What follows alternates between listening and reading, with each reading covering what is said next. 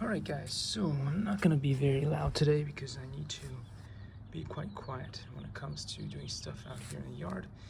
But here we go, we're gonna try our best. So what we have here is the good old remote from One Drone. Let's switch that on real quick so we can see what we can see. And right now we got a blue screen.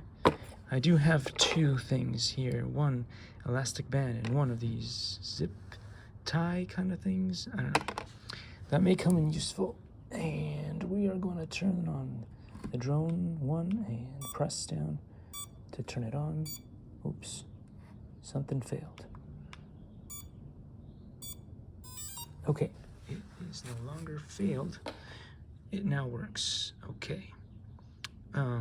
But as you can see, we have a few issues with it because the system is preheating and getting ready, but Likey